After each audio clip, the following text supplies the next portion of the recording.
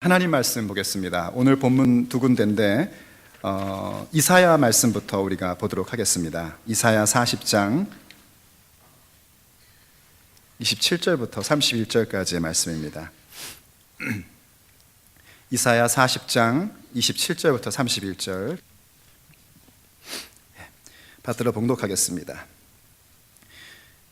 야곱아, 어찌하여 내가 말하며 이스라엘아, 내가 이르기를 내 길은 여호와께 숨겨졌으며 내 송사는 내 하나님에게서 벗어난다 하느냐? 너는 알지 못하느냐? 듣지 못하였느냐? 영원하신 하나님 여호와, 땅 끝까지 창조하신 이는 피곤하지 아니하시며 곤비하지 않으시며 명철이 한이 없으시며 피곤한 자에게는 능력을 주시며 무능한 자에게는 힘을 더하시나니 소년이라도 피곤하며 곤비하며 장정이라도 넘어지며 쓰러지되 오직 여호와를 앙망하는 자는 새 힘을 얻으리니 독수리가 날개치며 올라감 같을 것이요 다른 박질하여도 곤비하지 아니하겠고 걸어가도 피곤하지 아니하리로다. 아멘. 성경 한 권 더 봅니다. 창세기 1장 1절입니다. 창세기 1장 1절 말씀 읽겠습니다. 창세기 1장 1절 말씀 또 읽겠습니다. 태초에 하나님이 천지를 창조하시니라. 아멘. 어떤 나이 많은 사람이 신학교를 갔습니다. 결혼하고 신학교를 다니다 보니까 여러 가지로 힘들겠죠. 신학교까지 공부하러 가는데 버스를 타고 가는데 도시다 보니까 버스가 10,000원 버스였던 모양이에요. 그러던 어느 날 이 남편이 나가면서 아내에게 그런 얘기를 합니다. 오늘은 하나님의 창조 가운데 좀 내가 잠겨야겠어, 이러면서 나가는 겁니다. 좋은 아내인지 그냥 남편을 냅뒀습니다. 그러더니 그 다음 날도 또 나가면서 그러는 겁니다. 오늘은 내가 하나님의 창조 가운데 좀 잠겨야겠어. 속으로는 뭐라고 했을지 모르겠지만 역시 아내가 아무 말 안 했습니다. 그러더니 그 다음 날 셋째 날에도 이 남편이 나가면서 한다는 말이 오늘은 내가 하나님의 창조 가운데 좀 잠겨야겠어 하니까 아내가 한마디 하는 겁니다. 좋은 아내죠. 그동안 참았으니까요. 그러면서 얘기하는 거예요. 여보, 너무 피곤하니까 숲을 걷는다든지 해변가를 걷는 거 참 좋은 건데 그거 이틀이나 했으면 됐잖아. 이제는 좀 수업을 가야지 하고 좋게 얘기를 한 겁니다. 그랬더니 남편이 하는 말이 아니야, 나 맨날 수업 갔는데? 아니 여보, 당신 나가면서 어제도 그러고 오늘도 그러고 그제도 그러고 그랬잖아. 하나님의 창조 속에 잠겨야겠다 그랬잖아. 그거 왜 내가 버스 타고 늘 가잖아. 학교에 왔다 갔다 40분. 그 버스 안에서 하나님이 창조한 사람들, 하나님의 형상을 따라 만든 사람들, 하나님께서 만드신 그 남자와 여자들, 거기처럼 내가 하나님의 창조에 잠기는 게 어디 있겠어. 나는 거기에 푹 잠기며 창조에 잠기며 나는 항상 학교를 다녀. 그랬더니 아내가 말합니다. 아유, 그런 거였어요? 몰랐지. 나는 그렇게는 생각 못 해봤네. 남편이 한마디 더 합니다. 아니, 당신은 창세기도 안 읽어봤어? 창세기에 나오잖아. 하나님의 형상을 따라 사람을 지으셨다고 하고 얘기를 했더랍니다. 여러분, 오늘도 하나님의 창조를 보고 계신 줄로 믿습니다. 한번 옆에 있는 분에게 한번 이렇게 얘기해 보십시오. 당신은 하나님의 작품입니다 하고 한번 얘기해 보십시오. 뭐 속으로 어림도 없어 이런 표정들을 지으시는데 그러지 마시고 정말 마음속에 담아서 당신은 하나님의 작품입니다. 멀리 있는 분에게도 해주십시오. 당신은 하나님의 작품입니다. 엄청 쑥스러워하시는데 그렇습니다, 여러분. 우리는 하나님의 작품입니다. 하나님의 창조입니다. 하나님이 천지를 창조하셨다 하는 것은 정말 우리의 신앙의 고백 가운데 가장 근본이 되는 고백입니다. 오늘도 우리는 사도신경이라는 것을 통하여 신앙의 고백을 하나님께 드릴 때에 나는 전능하신 아버지 하나님, 천지의 창조주를 믿습니다 하고 고백하는 것으로 시작을 했습니다. 하나님이 우리의 아버지시다. 그분이 전능하다. 그런데 뭘 하신 아버지인가? 창조주 하나님이라는 겁니다. 이것을 고백한다는 것은 너무너무나 소중한 것이고 우리의 믿음에서 가장 근본이 되는 일들입니다. 이 부분에 대하여 진정한 고백을 갖지 못하면 현대교회가 그토록 소중하게 여기는 구속의 하나님, 예수 그리스도를 통하여 우리를 하나님의 자녀로 삼으셨다 하는 그 구속도 사실은 근거가 없는 것이 돼버리고 불완전한 것이 돼버립니다. 창조의 하나님을 믿지 못하면 우리가 궁극적으로 가야 할 우리의 본향, 하나님께서 만드시는 새 창조, 새 하늘과 새 땅 가운데 우리가 들어가게 된다는 그 믿음조차도 사실은 가짜에 불과한 겁니다. 창조의 하나님을 믿지 않으면 아무리 교회를 잘 다니고 있고 아무리 믿음이 좋은 것처럼 보인다 할지라도 하나님의 창조를 모르고 창조의 하나님을 믿지 않으면 그 모든 믿음은 사실은 거짓말입니다. 우리의 믿음의 가장 근본은 뭐냐면 하나님께서 창조하셨다는 겁니다. 그 하나님은 창조의 하나님이라는 겁니다. 우리가 하나님을 알아간다 할 때에 그건 뭘 얘기하는 거냐면 하나님이 과연 어떤 일을 하시면서 당신을 나타내 보이셨느냐 하는 겁니다. 우리가 마치 어떤 사람을 안다 할 때에 그 사람의 DNA 성분이 어떻게 되어 있고 혈액형이 뭐고 키가 몇 센치고 몸무게가 몇 킬로라는 것을 가지고 안다고 하는 게 아니라 그 사람의 삶의 내용과 그 사람의 모든 행동을 보면서 함께 살면서 알아가는 것처럼 하나님을 알아감에 있어서 하나님의 창조의 사역을 안다는 것은 너무너무나 중요하고 우리가 꼭 알아야 할 부분입니다. 그런데 교회 가운데 참 이상한 일이 벌어져 왔습니다. 교회가 하나님의 창조에 대해서 굉장히 후퇴하며 하나님의 창조에 대한 이야기를 잘 하지 않고 있는 것이 사실입니다. 그죠? 하나님께서 천지를 창조하셨다는 선언만 할 뿐이고요. 그 창조에 대해서 그저 밖으로 나가서 산과 들과 이런 것들을 보며 한번 하는 거죠. 주 하나님 지으신 모든 세계, 이거 한번 부르면 그냥 창조의 하나님을 얘기한 것으로 생각을 합니다. 그 이유가 왜 그런가? 그 이유는 18세기 이후, 17세기 이후 세계의 역사가 이른바 계몽주의 운동이라는 것에 들어가면서 교회는 이제 더 이상 창조에 대하여 자세한 얘기를 하는 것을 꺼려하기 시작한 겁니다. 얘기해봐야 그런 겁니다. 과연 창조냐 진화냐 이런 것 갖고 얘기하는 것으로 창조에 대한 얘기가 다 끝나버립니다. 혹은 뭐 닭이 먼저냐 알이 먼저냐, 창조적인 시각으로는 닭이 먼저고 진화적인 시각으로는 알이 먼저다, 뭐 이런 얘기 가지고 하는 것을 마치 창조에 대한 얘기로 생각을 하고 있습니다. 그 이유가 바로 세상의 계몽주의 운동이 교회까지 들어와서 더 이상 창조에 대한 것은 우리가 생각하지 않고 과학이라는 이름에게 넘겨줘 버린 결과입니다. 그래서 우주, 우리가 살고 있는 지구, 우리가 보고 있는 동물과 식물, 산, 바다, 이 모든 것들을 뭐라고 얘기하냐면 자연이라고 얘기를 합니다. 자연이라는 말은요, 문자 그대로 얘기하면은 스스로 그러하다 이런 뜻입니다. 영어에서는 nature라고 표현을 하는데 그 nature라는 뜻도 사실은 그냥 그 성질 그대로 있는 것이다 라는 뜻입니다. 그래서 과학이 그 모든 것들을 가지고 그저 발견하고 관찰하고 정리하고 그것을 활용하는 것으로 끝나버린 것입니다. 그리고 우리는 거기에 함께 살아가고 있는 사람들이기 때문에 우리도 그냥 아무 생각 없이 자연 정도로만 생각을 합니다. 하지만 이 모든 것들은 하나님의 피조물입니다. 하나님께서 창조하신 것입니다. 그 사실을 우리가 기억하며 살아야 한다는 겁니다. 그 사실을 우리가 보면서 살아야 한다는 것입니다. 창세기에 나타나 있는 창세기 1장과 2장에 있는 창조의 얘기는 그저 주일학교 키즈클럽에서 아이들에게 얘들아 옛날에 하나님이 하늘과 땅을 만드셨단다, 첫째 날에는 둘째 날에는 하고 끝날 얘기가 아니라 정말 우리의 가슴 속에, 우리의 인생 속에, 우리의 생명 속에 하나님을 아는 그 놀라운 역사로 우리에게 와야 한단 말입니다. 그래서 우리가 하나님을 알므에 있어서 제일 기본적으로 창조의 하나님을 앞으로 몇 주간 동안 함께 생각해 보려고 하는 겁니다. 창조의 하나님이 구속하셨고 구속의 하나님은 바로 창조의 하나님이라는 그 사실을 우리는 배워가며 익혀가며 하나님을 알아가야 합니다. 본래 창조의 하나님이라는 이 얘기는요, 성경 전체의 얘기입니다.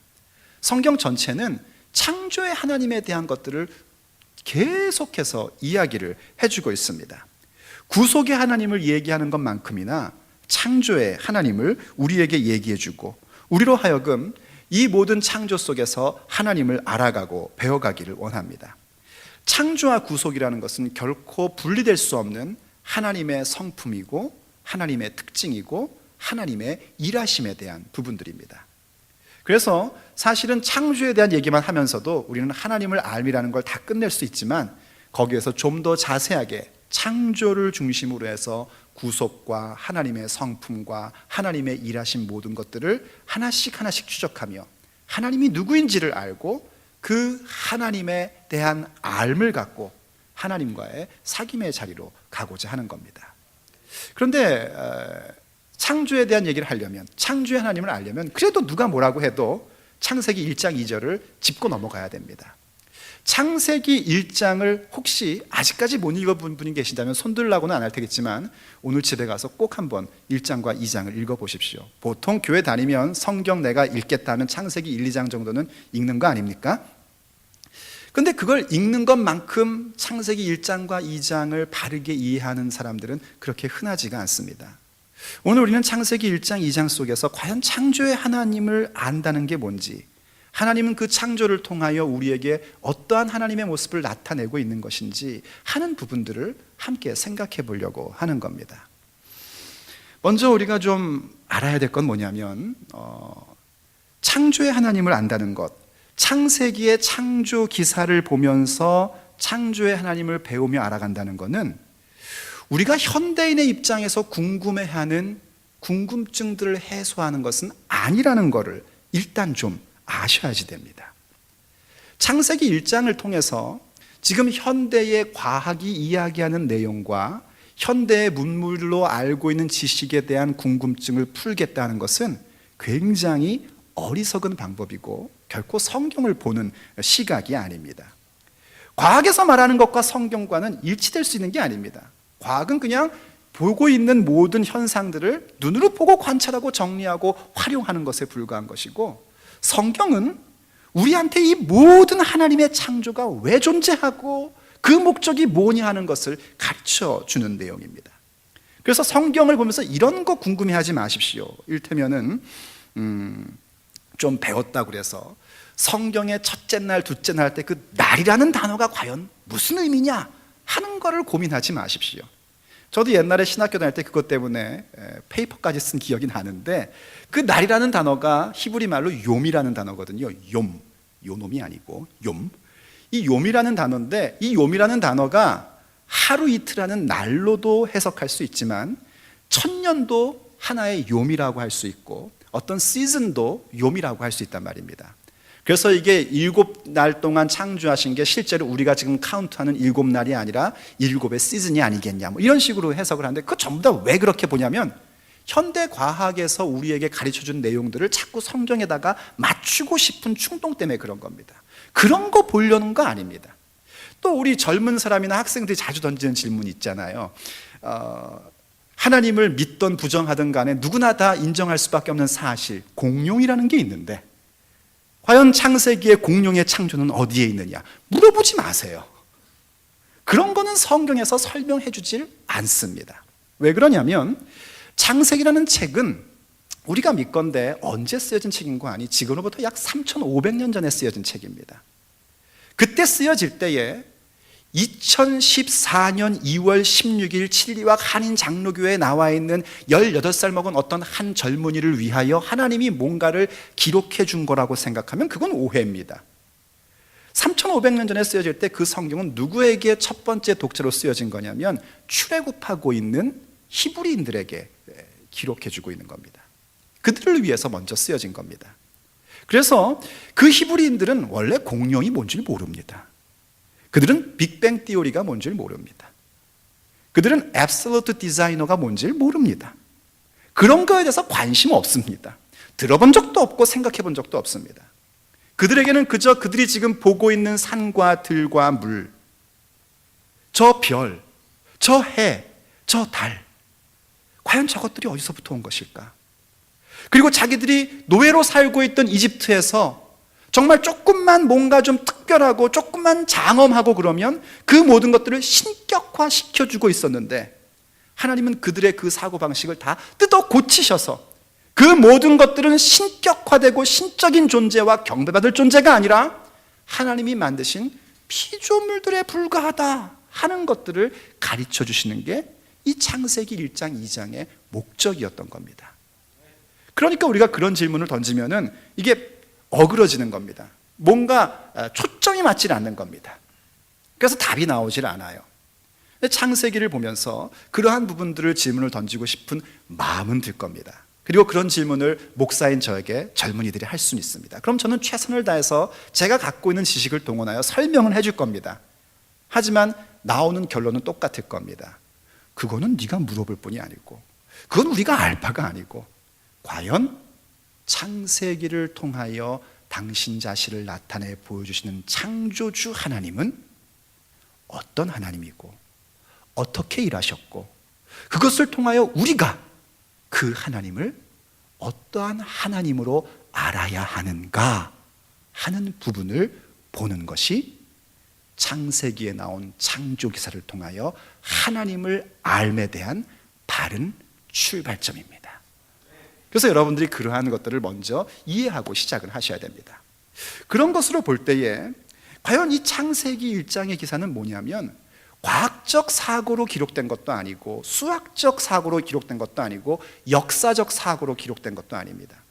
마치 창세기 1장 1절부터 2장 3절까지에 나와 있는 창조의 기사는 무엇과 같으냐면 하나의 대서사시와 같은 겁니다.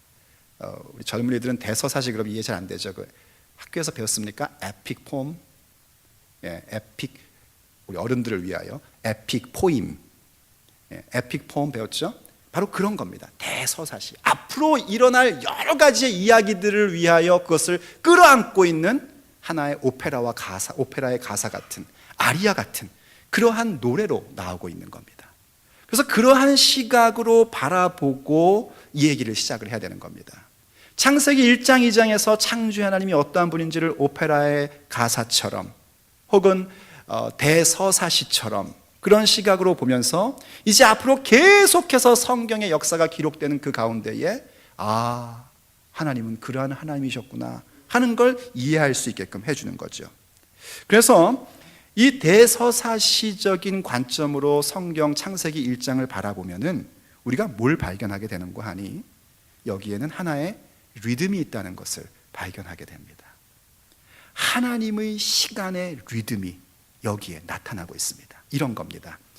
하나님이 이르시되 혹은 하나님이 가라사대 라는 말과 그 다음에 저녁이 되며 아침이 되니 이는 첫째 날이니라. 한 번도 안 읽어본 듯한 표정을 지으시면 제가 굉장히 곤란해집니다. 읽어보셨죠? 저녁이 되며 아침이 되니 이는 둘째 날이니라. 이러면서 첫째 날, 둘째 날, 셋째 날은 어떤 그런 후렴구 같은 그런 부분들이 툭툭툭 나옵니다. 그래서 옛날에 사람들은요 성경을 우리처럼 갖고 다니면서 읽을 수가 없었고 앞에서 읽어주면 들었어야 됐는데 그걸 듣다 보면 창세기 1장은 마치 뭔가 시적으로 표현되고 노래가 있고 리듬이 있는 운율이 있는 것으로 탁탁탁탁 들려오는 겁니다. 디테일은 들리지 않아도 저녁이 되며 아침이 되니 이는 첫째 날이니라. 졸다가도 그거는 귀에 쏙쏙쏙쏙 들어올 수 있는 내용들이죠. 그래서 첫째 날, 둘째 날, 셋째 날 이렇게 가다가 여섯째 날, 그런 다음에 갑자기 일곱째 날에서는요, 일곱째 이렇게 나옵니다. 그러니까 숫자로 얘기하면은 1, 2, 3, 4, 5, 6, 7 이렇게 나온단 말이에요. 감이 잡히십니까? 하나님의 리듬이 그런 식으로 나간다는 것을 일단 우리에게 보여줍니다. 그런 걸 우리가 관찰을 할 수 있습니다. 그래서 또 하나의 신기한 리듬이 나오는데, 하나님이 창조한 일에 대한 리듬이 이렇게 나옵니다. 첫째 날, 둘째 날 숫자로 얘기하면요, 1, 2, 3, 4, 5, 6 그리고 또 역시 7 이렇게 나옵니다. 무슨 얘기냐면, 첫째 날, 둘째 날에는 하나님의 창조에 대한 내용이 하나씩만 나오는데, 셋째 날에는 두 가지가 나옵니다. 물들은 한 군데로 모여라 하니까 물이 한 군데로 모이고 묻이 드러나고, 그리고 그 다음에 모든 땅은 각종 채소와 나무를 내놔라 하니까 채소와 나무가 나왔다는 겁니다. 이렇게 이중적 창조가 있고요. 여섯째 날은 여러분이 잘 알다시피 하나님이 동물을 지으시고 그리고 또 사람을 지으시는 그런 이중적 창조가 나옵니다. 그래서 하나님의 리듬이 창세기의 최초의 창조 기사 속에서 나타나고 있는 것을 보게 되죠. 그 얘기는 뭐냐면, 하나님의 시간 리듬이 존재한다는 겁니다. 뭘 하나님께서 우리에게 당신 자신을 보여주고 계시는 건가? 하나님은 시간 리듬을 우리에게 주고 계신다는 겁니다. 그래서 우리가 알아야 될 건 뭐냐면, 우리가 하나님을 알아가고 싶다면 하나님의 시간 리듬 속에 들어갈 줄 알고 그 시간에 리듬이 존재한다는 것을 볼 줄 아는 자가 될 때에 우린 창조주 하나님을 알게 되는 겁니다. 그저 아름다운 꽃 한 송이를 보면서 예쁜 꽃, 하나님이 어쩜 이렇게 예쁘게 만드셨을까 하는 것도 중요한 것이지만, 그걸 넘어서서 하나님이 창조하시는 그 전체의 시간 리듬 속에서 하나님이 나로 하여금 하나님의 시간 리듬으로 들어와 하나님을 알기를 원하신다는 그 메시지를 우리는 받아야 된단 말입니다. 하나님의 시간 리듬에 표현적으로 나타나는 건 뭐냐면요, 아까 봤듯이 1, 2, 3, 4, 5, 6, 7이라는 겁니다. 일단 하나님의 시간 리듬의 가장 중요한 것은 안식이라는 리듬입니다. 여러분들이 주일날 교회 와서 예배드리는 그 정도의 것이 아니라, 하나님이 우리에게 주시고자 하는 완전한 안식, 영원한 구원의 완성인 그 안식이 하나님의 시간 리듬 속에 존재하고 있고, 그것이 우리에게는 가장 소중한 거라는 겁니다. 그리고 계속되는 반복되는 후렴구 속에서 저녁이 되며 아침이 되니 이는 첫째 날이니라, 그 속에서 우리의 일상의 매일매일의 삶에 어떤 리듬으로 살아야 되는 것인지를 얘기해 주는데, 그것은 저녁이 되고 아침이 되는 게 우리의 하루 일과라는 겁니다. 원래 하루 일과를 어떻게 얘기하시죠, 여러분? 아침에 일어나서 저녁에 집에 들어오는 거죠. 아침이 되고 저녁이 됐으니까 이제 하루 지났다인데, 하나님의 리듬은 뭐냐면 저녁이 되고 아침이 되니까 그게 하루라는 겁니다. 저녁은 어떤 상징이냐면 우리가 아무것도 하지 않는 상징입니다. 아무리 일을 열정적으로 잘하고 많은 일을 가진 사람도요, 밤에 잠자면 그건 뭐 그냥 돌아가신 겁니다. 당분간 몇 시간 동안 돌아가신 거예요. 아무것도 못합니다. 그냥 그러고 아침에 일어나면 그때부터 일이 시작되는 겁니다. 그 얘기는 내가 잠자는 사이에 나의 심장을 뛰게 하시는 하나님께서 모든 일들을 이루고 계시고, 내가 아침에 만나고 있는 그 일들은 뭐냐면 하나님이 이루신 일들에 대하여 내가 거두어 드리는 삶을 살고 있다는 겁니다. 그걸로 나의 하루가 이루어지는 거예요. 오늘 하루 어떻게 사나? 어떻게 밤이 오나? 어두운 밤 시대리 나는 그 찬송이 제일 좋더라. 그렇게 사는 게 아니라, 야, 하나님이 밤새 이루신 것이 뭘까? 어저께까지 내가 이루어지지 않았는데 나의 밤사이에 하나님은 무슨 일을 하셨는가? 그리고 기대에 찬 눈을 뜨고 하나님이 이루신 것을 만나며 살아가면서 하루가 되는 겁니다. 그게 리듬입니다. 그거는 뭐냐면 안식입니다. 그래서 마지막에 일곱째 날에 일곱째 날 하면서 안식의 강조를 우리에게 주고 있는 겁니다. 우리가 주일날 충분히 안식할 수 있는 무엇입니까? 바로 이 안식을 통하여 하나님께서 일하신다는 하나님의 시간 리듬을 믿고 있기 때문입니다. 그게 창세기가 우리에게 알려주는 창조주 하나님의 일하시는 모습입니다. 그리고 동시에 또 뭘 얘기해 주냐면 2장에 넘어가면 공간에 대한 얘기가 나오게 됩니다. 2장 4절부터 들어가면 뭔지 아시죠? 에덴 동산이 나옵니다. 사람들이 그토록 가고 싶어하고 갖고 싶어하는 에덴 동산. 이 공간이라는 것 역시 하나님의 창조의 귀한 선물의 모습이죠. 그러니까 1장의 앞에 기사에서는 하나님의 시간의 리듬을 우리에게 얘기해 주며 하나님이 어떠한 창조의 하나님이신지를 보여주고 있다면 2장에서는 공간을 우리에게 주시면서 하나님에 대한 부분들을 설명을 해주고 있습니다. 삶의 공간에서 창조의 하나님을 보는 모습이 이 창세기 2장의 모습이에요. 그래서 2장 4절을 보면 이렇게 기록을 해놓고 있습니다. 이것이 천지가 창조될 때에 하늘과 땅의 내력이니 여호와 하나님이 땅과 하늘을 만드시던 날에 라고 기록을 하면서 이제 공간에 대한 얘기가 나옵니다. 이 얘기를 이해하기 위해서 여러분들이 좀 아셔야 되는 게 뭐냐면 여기 내력이란 단어 보이시죠? 이게 옛날에는 대략이라고도 표현했고요. 이 동일한 단어는 족보라고도 표현이 되기도 하고 계보라고도 표현이 될 수 있는 그런 단어입니다. 그래서 창세기에서는 이 내력이다 혹은 계보다 뭐 족보다 그런 단어나 혹은 그런 실제의 족보가 나오면 하나의 어떤 그 주제가 덜커덕 바뀝니다. 창세기를 그런 시각으로 읽으면 그렇게 재밌을 수가 없습니다.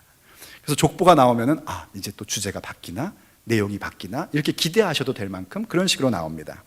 그러니까 앞에 한번 창조에 대한 얘기를 해줬는데 두 번째 창조에 대한 얘기를 또 해주는 거예요. 근데 여기 보면 재밌는 게 뭐냐면은요, 하나님이 천지를 창조하셨다고 분명히 성경에서 앞에서 얘기했는데 여기서는 하나님이 땅과 하늘을 만드시던 날이라고 표현을 해주고 있습니다. 땅이 먼저 덜컥 나와버렸어요. 그래서 어떤 사람들은 얘기를 합니다. 과연 창세기의 1장의 내용과 2장의 내용의 충돌을 어떻게 하면 좋나? 글쎄 그런 거 물어보지 말라니까요. 그게 목적이 아니란 말입니다. 1장에서 하나님의 시간 리듬을 가르쳐주며 창조주 하나님을 이해하라고 했다면 2장에 들어와서는 공간에 대한 얘기입니다. 그래서 땅부터 얘기를 하는 겁니다.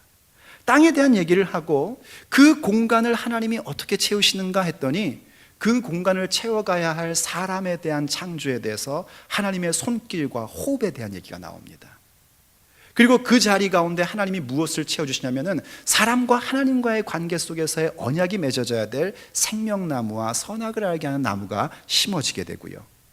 그 공간 속에서 하나님과의 관계가 오를 때에 얼마나 사방이 아름답게 변화될 수 있는지에 대한 것을 알려주고자 에덴 동산을 중심으로 하여 동서남북으로 강물이 흘러내려가는 그 얘기를 하십니다. 그리고 심지어 그 공간 속에서 무엇을 하는가?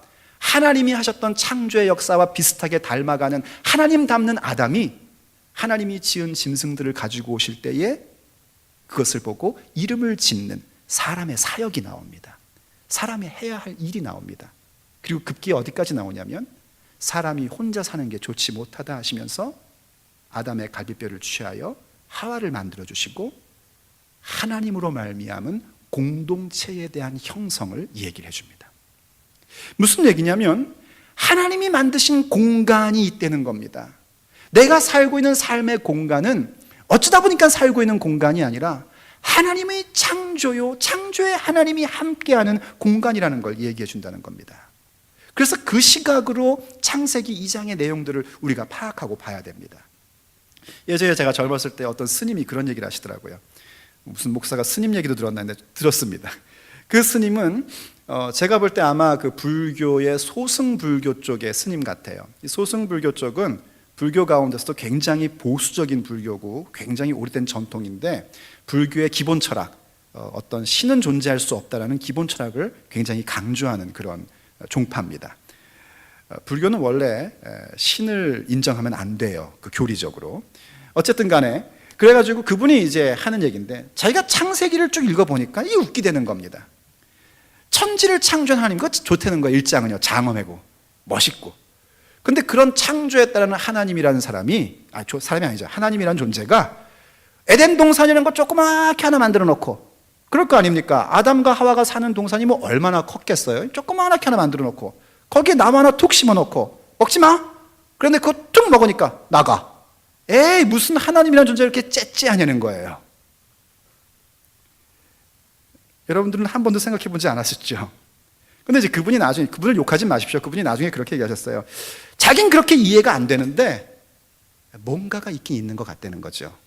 왜냐하면 이 말씀을 보고 변화되는 사람들의 인생을 보면은 뭔가가 있긴 있는 것 같은데 자기는 도대체 이런 존재라는, 신의 존재라는 걸 도저히 못 믿겠다는 거예요.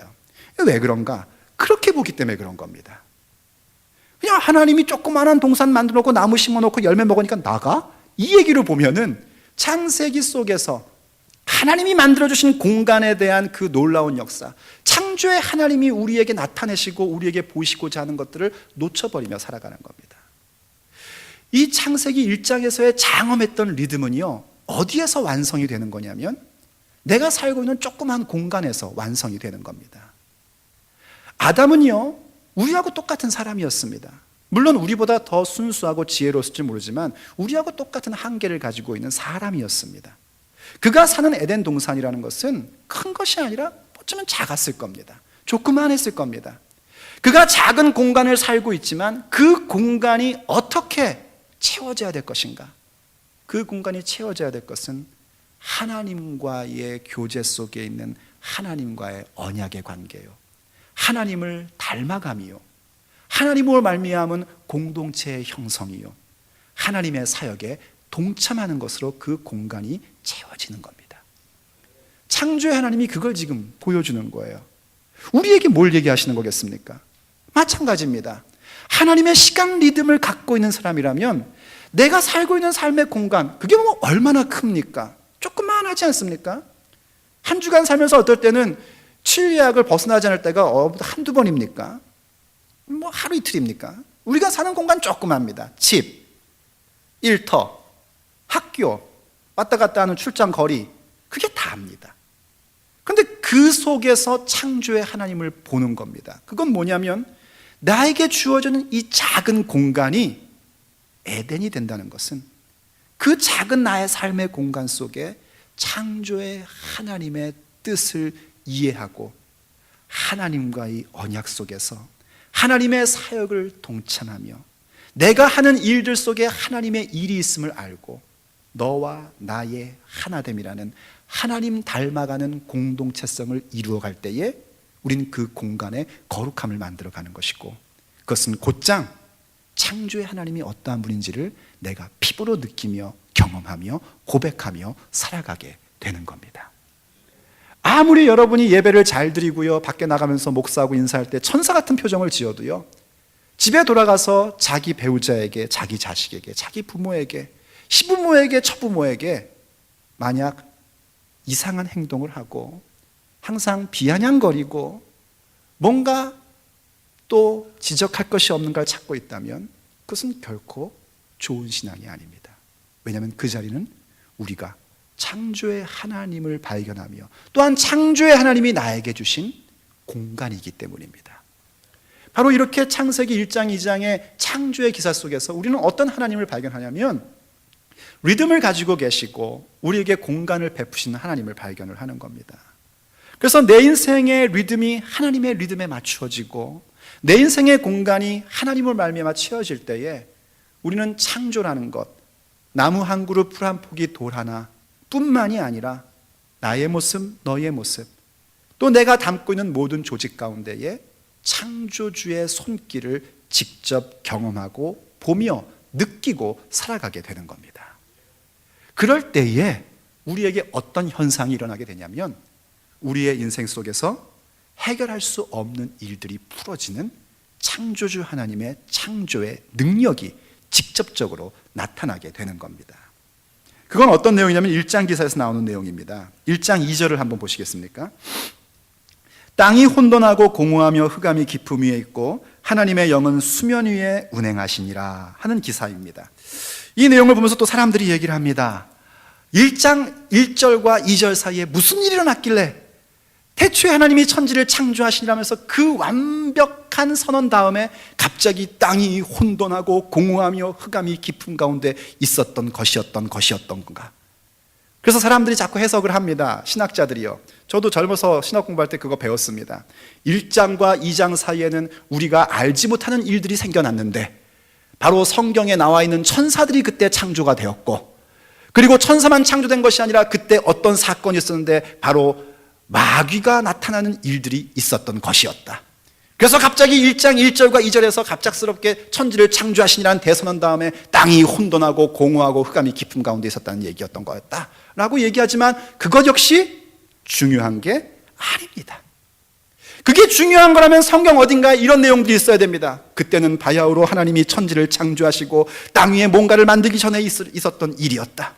하늘에 있었던 어떤 존재들이 하나님을 경외하며 찬양하고 있었는데 그 중에 가장 힘세고 멋지고 아름답고 능력 많은 루시엘이라는 천사가 있었던 것이었다.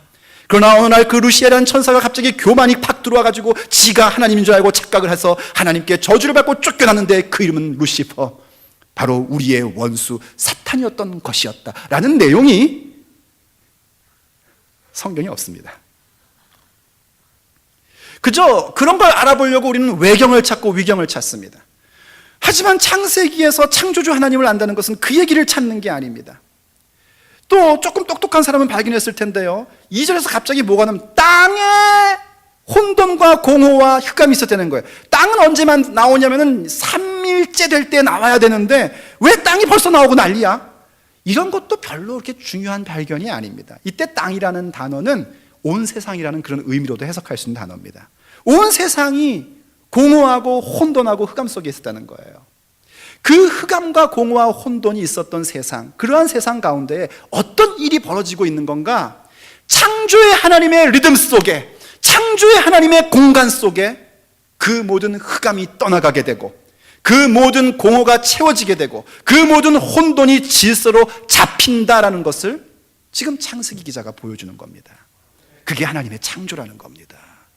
우리가 눈으로 보고 있는 모든 세상이 바로 그런 역사로 일어났다는 거예요. 그래서 아까 그 리듬 할 때 왜 기억나십니까? 1, 2, 3, 3, 4, 5, 6, 6 했던 거예요. 벌써 잊어버리신 건 아니죠? 네, 기억하시죠? 그래서 그 1, 2, 3, 1과 4, 5, 6, 1 가운데 어떤 일들이 벌어지는 걸 우리가 보게 되냐면, 이거 여러분 집에 가셔서 오늘 말씀 기억하며 꼭 읽어보셔야 되는 겁니다. 1, 2, 3 속에서는 혼돈의 부분이 정리가 되는 게 보여집니다. 첫째 날 빛이 있으라 하니까 빛이 쫙 나타났단 말이죠. 흑암이 떠나가고 혼돈이 바뀝니다. 둘째 날 궁창이 윗궁창과 아랫궁창으로 탁 나눠지죠. 질서가 잡히기 시작을 하는 겁니다. 땅 위의 모든 물들은 하나로 모여라! 그랬더니 묻이 탁 드러납니다. 모든 혼돈들이 질서로 잡히는 현상을 보여주고요. 그리고 넷째 날, 다섯째 날, 여섯째 날, 왜 아까 1, 2, 3, 3, 4, 5, 6, 6 했는가 했더니 그걸 나눠서 보여주는 거예요. 들으면서 이해할 수 있게끔 하려고요. 뒷부분 4, 5, 6에서는 그 공허에 대한 부분, 혼돈하고 공허했던 그 공허의 부분이 채워지는 걸 보게 됩니다. 그래서 바다의 물고기들이 채워지고 땅 위에 짐승들이 채워지고 사람이 채워지고 하늘의 해와 달과 별들이 채워지는 그런 모습들을 묘사해주고 있는 겁니다. 중요한 핵심은 뭐냐면 우리의 인생 속에서 하나님을 떠나고 창조의 하나님을 기억하지 못하면 우리에게 있을 수 있는 건 뭔가 혼돈, 공허, 흑암 외에는 아무것도 없단 말이에요. 그런데 거기에 창조의 하나님의 시간 리듬 속에 내가 들어가게 되고 하나님이 내게 주신 공간 가운데 창조의 하나님을 경험하며 고백하며 함께하는 삶을 살아갈 때에 우리의 흑암은 빛으로 바뀌게 되고 우리의 모든 혼돈은 질서로 잡히게 되고 우리의 모든 공허는 하나님으로 말미암아 채워지는 역사가 일어난다는 겁니다. 그러니 창조주 하나님을 보라는 겁니다. 창조주 하나님을 믿으라는 겁니다. 창조주 하나님을 인정하며 고백하며 살아가라는 겁니다. 하나님의 리듬 가운데 거하란 말입니다. 하나님의 공간임을 기억하며 살라는 겁니다.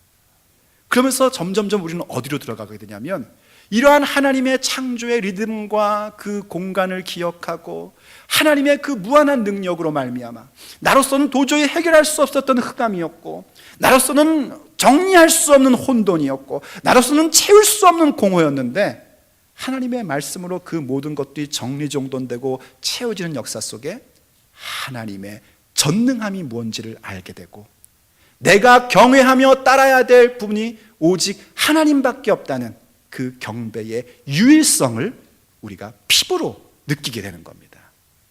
그래서 창세기 기사의 디테일로 들어가면 재미나는 게 뭐냐면요 16절입니다. 16절을 잠깐 보여주십시오. 1장 16절을 보면 이렇게 표현을 하고 있습니다. 하나님이 두 큰 광명체를 만드사 큰 광명체로 낮을 주관하게 하시고 작은 광명체로 밤을 주관하게 하시며 또 별들을 만드시고, 이렇게 기록이 되어 있습니다. 여러분 성경 보면 그 만드시고를 혹시 조그만 글자로 써놨으면은요, 그거 굉장히 그 원문에 충실하게 번역을 해놓은 성경입니다. 왜냐하면 원문에는 그 만드시고가 없어요. 그냥 별들을 하고 이렇게 흐물흐물하게 넘어갑니다. 근데 이거 뭔지 여러분 아시겠습니까? 큰 광명체 뭐 같아요? 다 아시죠? 해. 작은 광명체 뭐 같아요? 달이에요. 히브리 말도요, 해라는 단어, 달이라는 단어 있습니다. 그런데 지금 창세기 1장 기사에서는 그거를 고의적으로 큰 광명체, 작은 광명체, 빅라이트, 스몰라이트입니다. 그냥 라이트에 불과하다고 얘기를 해줘요. 이유는 왜 그러냐면 히브리인들이 이집트에서 봤던 해와 달은 최고의 신이었습니다. 그 이집트를 다스리고 이끌어가는 신들의 이름이거든요. 그 신들의 이름을 하나님께서 지금 당신이 창조한 피조물이라는 걸 얘기하면서 그거 그냥 큰 횃불, 작은 횃불이다.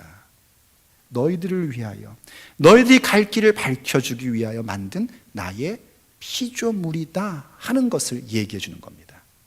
그래서 우리는 뭘 보게 되냐면은 창세기를 보면서 내가 그토록 의지하고 살았던 것, 저거 없으면 안 된다고 여겼던 것, 그 모든 것들은 신적인 능력을 가진 존재가 아니라 하나님의 피조물에 불과한 것이고 나는 그것들을 다스려 가야 할 하나님의 자녀라는 것을 깨닫게 되는 겁니다.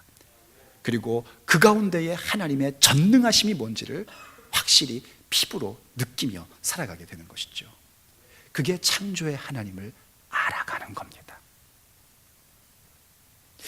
우리가 오늘 함께 읽었던 또 다른 본문이었던 이사야서를 보면은 사실 이사야 시대는 참 이상한 시대였습니다.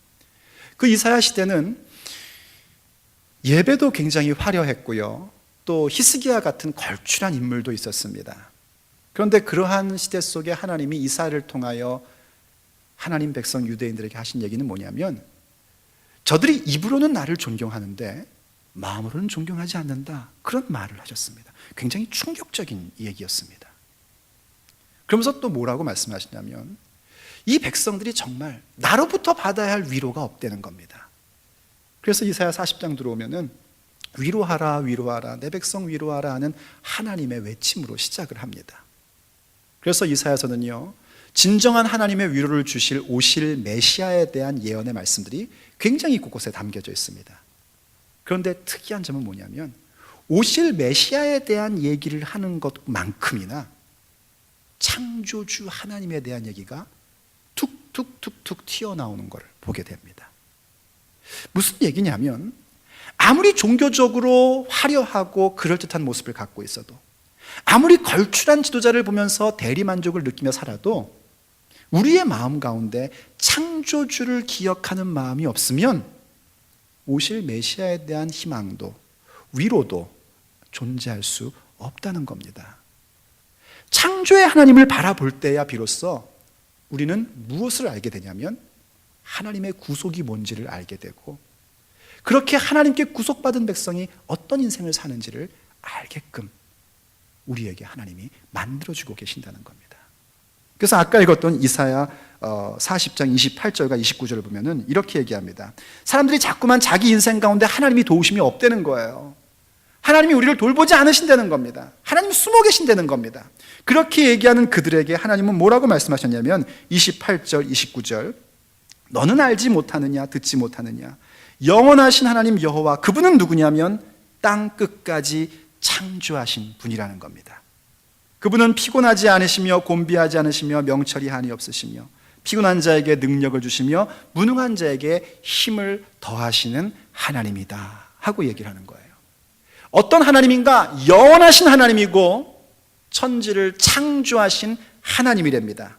그런데 그 하나님이 우리의 인생 가운데 어떻게 하냐면 30절과 31절 한번 같이 읽어보죠. 시작. 소년이라도 피곤하며 곤비하며 장정이라도 넘어지며 쓰러지되 오직 여호와를 앙망하는 자는 새 힘을 얻으리니 독수리 날개 치며 올라감 같을 것이요 다른 박질하여도 곤비하지 아니하겠고 걸어가도 피곤하지 아니하리로다. 아멘. 믿습니까? 누가 걸어가도 피곤치 않고 뭐 달려가도 곤비치 않다고요? 누가요? 여호와를 앙망하는 자입니다. 앙망한다는 건 뭐냐면 바라보고 기대한다는 얘기입니다. 그런데 그 여호와가 누구인가?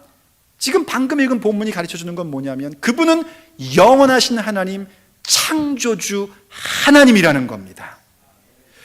영원하신 하나님, 창조주 하나님을 기억하는 자들은 독수리가 날개를 치고 하늘로 올라가는 것 같이 올라가게 됩니다. 왜냐하면 그들은 하나님의 시간 리듬 속에 함께 나의 리듬을 갖고 살고 있고 하나님의 공간 속에 나의 공간임을 알며 만들어가고 있는 사람들이기 때문입니다.